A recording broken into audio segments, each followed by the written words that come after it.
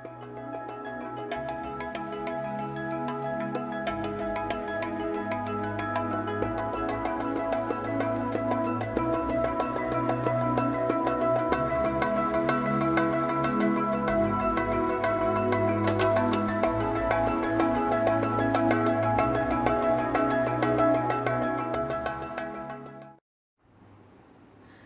guys, today I'm here with another tutorial which I was asked to do about the construction of this hexagon box which I recently made and posted on my blog.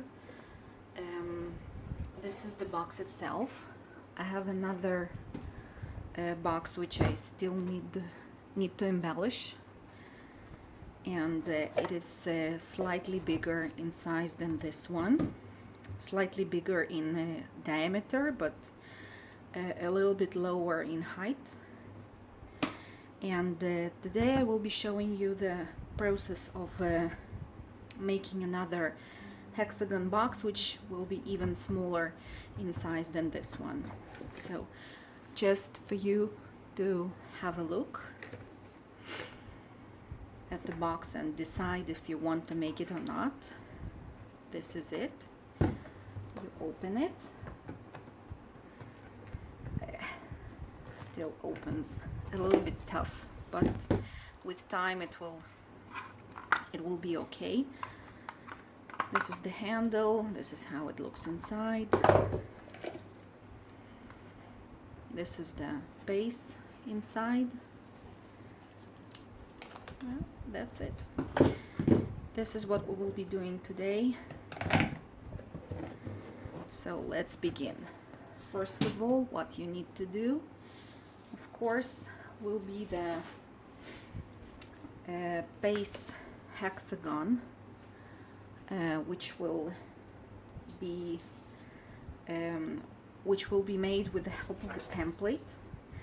And to make a template, you first need to decide what will be the size of each of the faces of your hexagon. So I will be making today the one with the face base measuring, let me check 1 second, it will be measuring 2 1/4 inch. And for that you will need a pair of compasses. I hope you have one at home. So if the face, and I'm talking about this part, if the face will be 2 1/4, I will do it like this. I will take my pair of compasses and I will measure 2 1/4 inch, okay, on the ruler. Then be careful not to move it. And what you do is basically drawing. Here I'm using just the plain paper, printing paper, but if you are not good with the printing paper and you want to use firmer paper for your template, you are welcome. So we have here the radius of 2 1/4 inch. I'm drawing a circle. And then what I do is I'm placing the needle part of the compasses anywhere on the circle, and I make marks in 2 places of the circle like this. Now we have 2. Okay, so the next thing is to place the needle just where the lines concur, and to make another 2 marks. We already have 4, and for the hexagon we need obviously 6. So we just go on doing the same thing. And again, be careful not to move the pair of compasses. Okay, 5 and 6. Okay, so now we have 6 marks on our circle, and we will be going to need another template which will be bigger in size, because this will be the base of the box, and for the lid we surely will need something bigger in size. I'm using chipboard, medium weight chipboard, which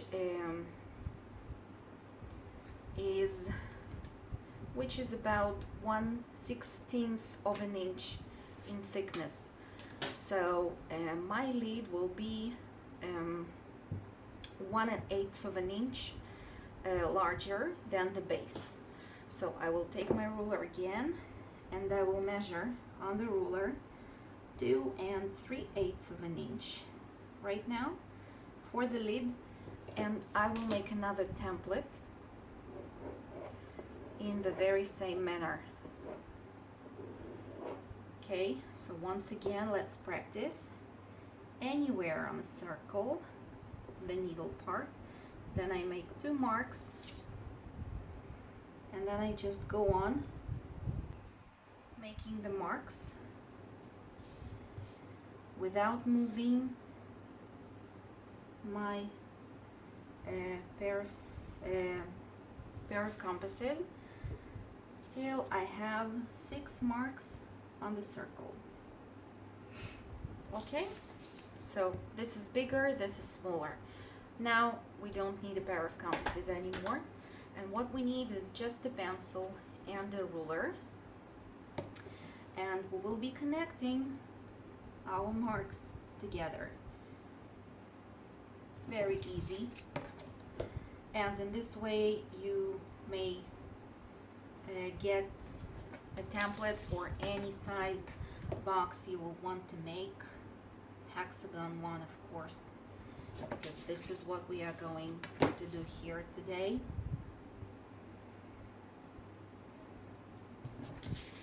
Like this and like this, and you just go on and go on doing the same thing with the second template for the lid.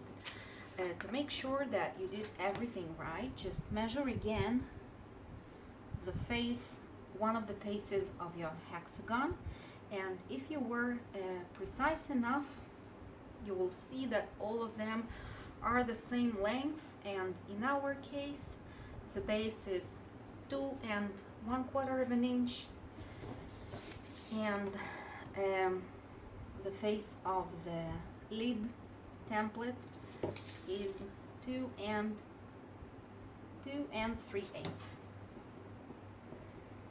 Okay, so what you do next is just cut out your hexagon templates, which I already did. These are my templates.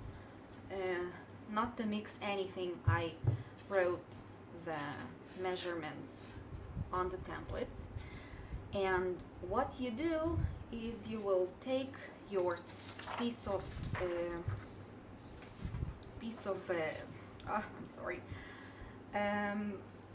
chipboard, short chipboard, and you just trace your templates onto the chipboard and cut them out with the help of I'm using actually the sharp knife, like this, just a regular one.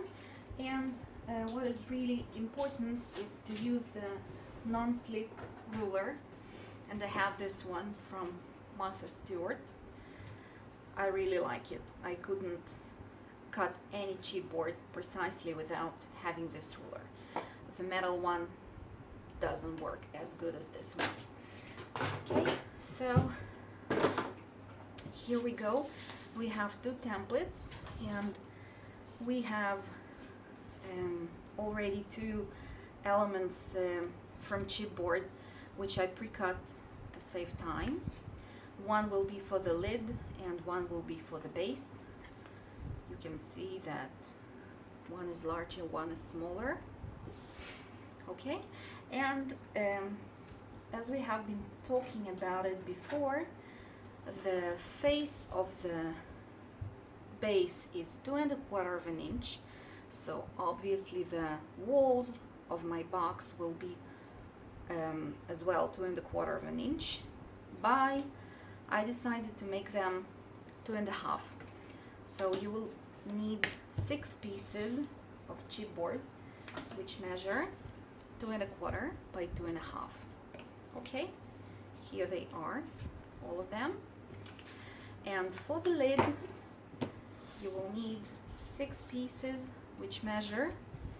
I decided to make the lid 1 inch in height, so I pre-cut 6 pieces of chipboard which measure 1 inch by 2 3/8. These are all the pieces that we are going to need. Oh, and I prefer to pre-cut construction strips of here these are 1 inch by, never mind, because the sizes will be changing, but I have here several just to make use of them during the work. So what you do next is, it of course will depend on the size of the box you will want to make, but I can tell you that if the box size will be not larger than 2½ by 3, you can use one single sheet of cardstock, 12 by 12 inch cardstock, and to place all your base and walls of the box to one sheet of cardstock.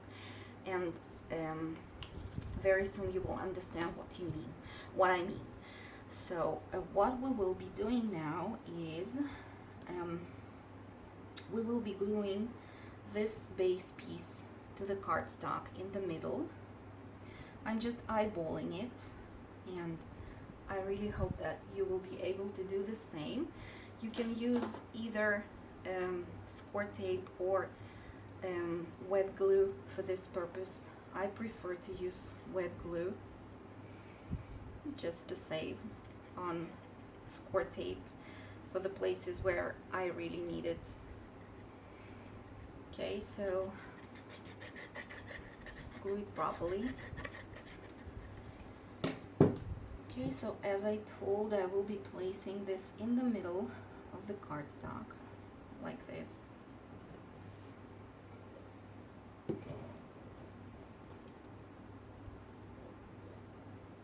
Okay, here we go.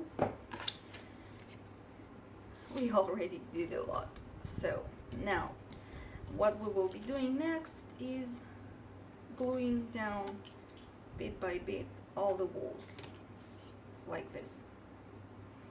Okay, and bear in mind that you will need to leave here spacings.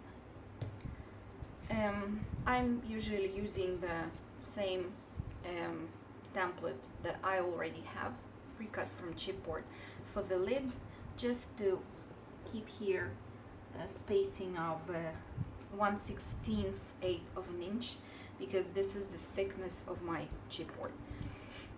Okay, if you can eyeball it, you can do it too, and maybe leave just a little bit more of a spacing here. Anyway, again, the wet glue is my friend. Oh, I hope I stay in frame and you can see everything what I'm doing, because the camera is on top of me and I'm currently sitting. Okay, so I will pause this now. Oh no, maybe I will do, no, you know, I will pause this now and we'll be back once all the walls are finished. Okay, and I'm back. I hope you are done with the same thing, and we are on the same stage of making this box. So by the way, you will need to do the same for the lid. I already did that, as you can see. So now how to cut out this, the creature, the hexagon creature that we have here. I like to leave a margin of, you know what, let's do it 3/4 of an inch. I'm using the Tim Holtz ruler to do that. It's really easy. So I just draw the lines and I leave the 3/4 of an inch spacing from the top of each of my box's walls in the following manner.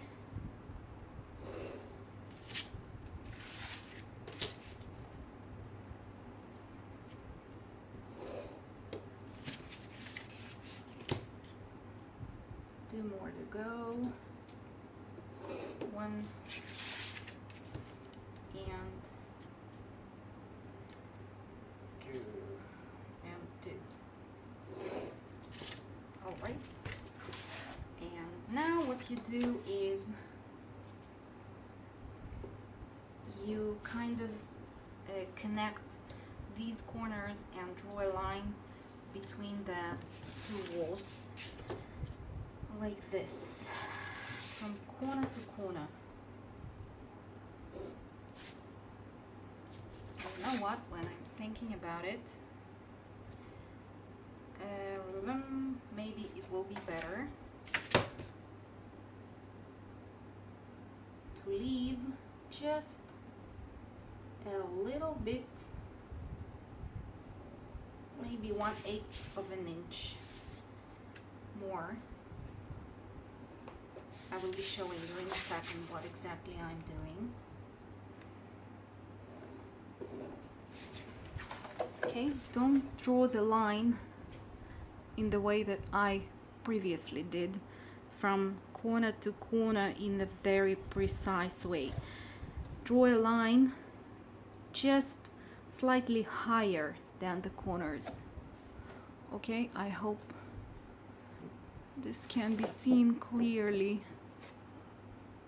See the focus? Okay, just like this. Add a little bit of spacing on top of the corners. Okay, so let's go on doing that.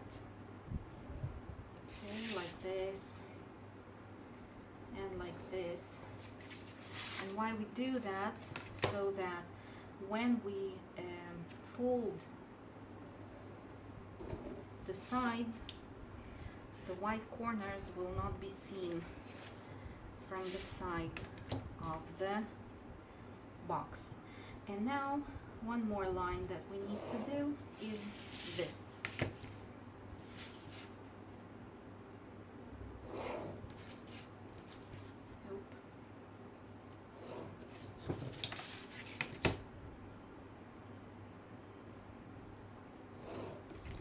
If you do it correctly, your box and your lid will be wrapped in a perfect manner.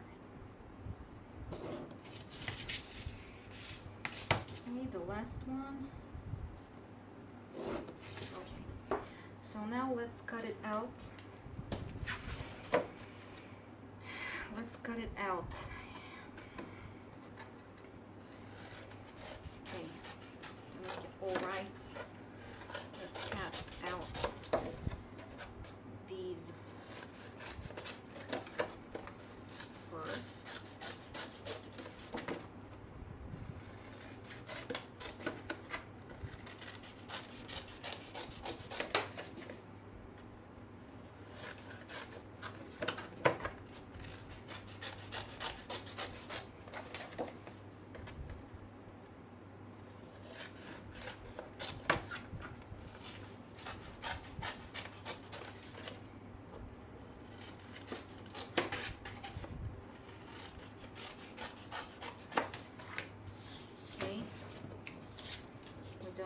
these, put them aside.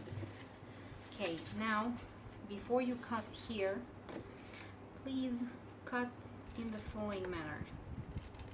This end is just up to the lines that we drew before. I will be making it from the closer distance, like this, and like this.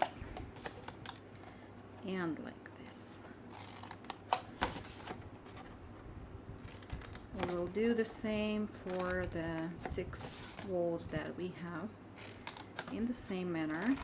Okay.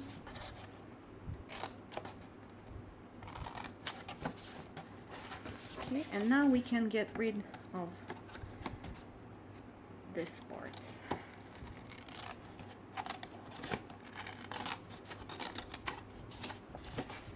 Okay.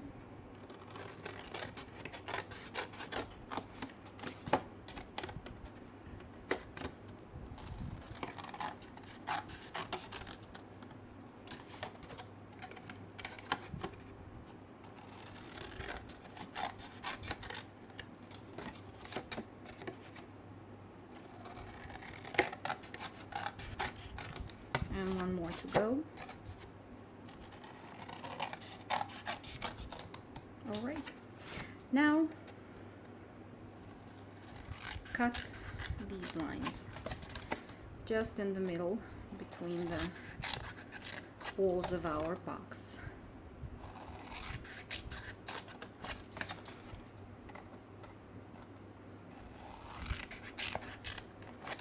Like a perfect picture in the kaleidoscope.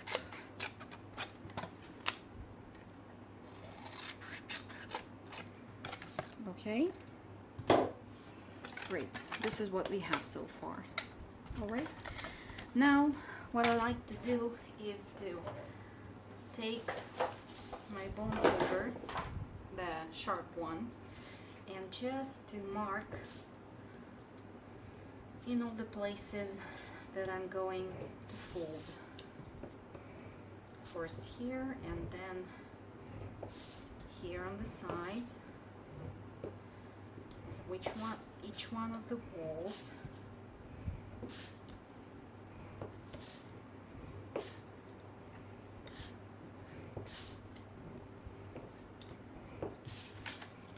Let's see if I made it everywhere.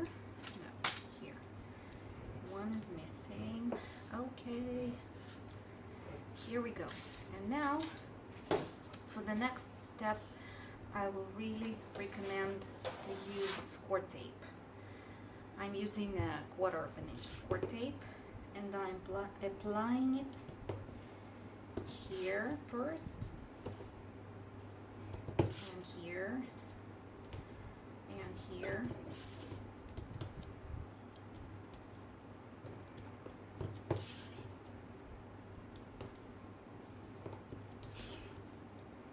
Okay, on all 4 of the walls. Now, just let me think about it. Okay, one will go inside and one will go on top. So what we will do now is, okay, we will be using the wet glue for this. So basically what you need to do is you need to glue each of these flaps to the inner side of the walls. Okay, so let's start doing that together. Okay, in the following way, and just be careful with folding these parts, these areas here. Let's move a little bit. Maybe it was even better to do it in another way. First to glue these down and then to apply score tape. Okay, we will be smarter next time. Okay, so let's do one more.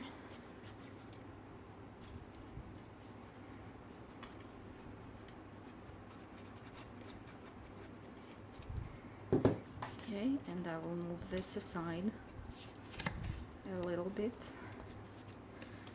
so that I could fold the flap. Okay. Okay, so just go on doing that and I will be back with you shortly. All right, this part is done too. As you can see, this is what we have. This is what we have right now. Beautiful flower. Okay, so what you fold next are the top flaps. This will be easy since we already have here score tape applied. I think I will add just a little bit of glue here to ensure that everything will be in place.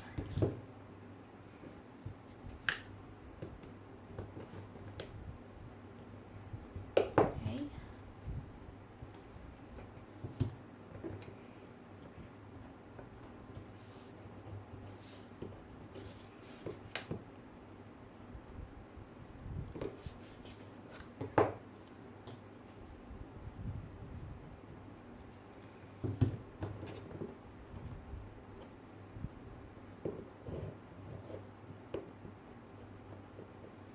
I'm not very talkative while I do something, so forgive me.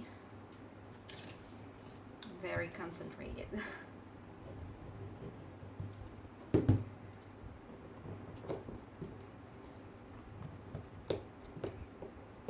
Okay, I'm just burnishing here on top too to make it look beautiful and nice. Okay, next. Here the corner, I'm just kind of folding it to the inside. This little corner, which is here, I'm just folding it with the help of the bone folder inside. So please do the same if you want it to look good.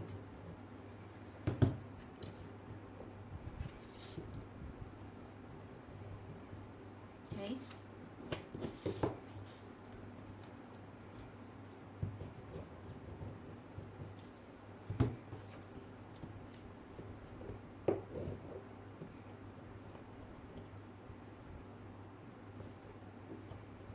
All right, we did it. This is the shape we have right now.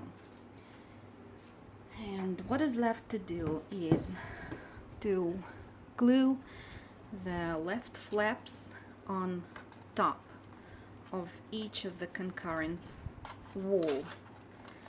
Okay, and while you do that, mind that two walls meet at the same height, and be careful not to do something like this, okay, because it doesn't look nice.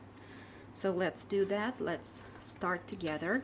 And what I like to do as well is to just kind of mark where exactly I need to apply glue and to teach the paper to already fold correctly in the way I want it to fold. Okay, I'm using wet glue for this step as well. This is how I can correct the mistakes if I have any during the process. It's better to hold it for a couple of seconds to ensure the bond. Okay, like this. Oh, my hands are messy. Sorry for that. Okay, the next one, the same thing. Just hold together the two walls at the same height and just teach the paper to fold in the way you want it. Okay, like this. So let's do it, and I will be back with you in a moment. Okay, I have only one left, so I will be doing it with you. Applying wet glue and aligning the two corners here like this and gluing it, holding my fingers on the paper to ensure the good bond. Okay, so this is what we have so far. Our base is done. I hope yours looks as good as mine too. Yeah, I'm so modest. Okay, let's see. Now about the construction strips that we have been talking about. You need them to place inside between the sides of the box here at the bottom and here in these places, okay, on the sides. So I'm not pre-cutting them before. I haven't pre-cut them before because I want to measure first what's the size that I need. Okay, 2.5, because sometimes it can be bigger, it can be smaller, depending on the thickness of the chipboard you use. So in my case, it will be just 1/16 inch smaller than 2.5. Okay, so what I do is the following. I will be taking my construction strip and will be scoring it in the middle at 1/2 inch mark, and the same here.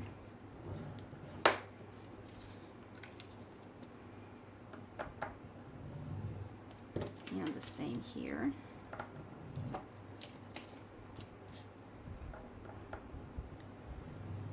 And here.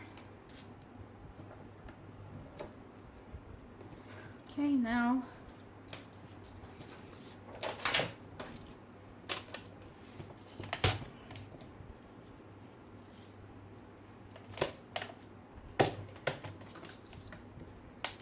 I want to check. Okay, I don't have enough. Okay, so I will be cutting to, as we said, about 2.5, a little bit smaller than 2.5. I need 6 of these, 3 and 4 and 5 and 6. Okay, great. And now I will be applying the support tape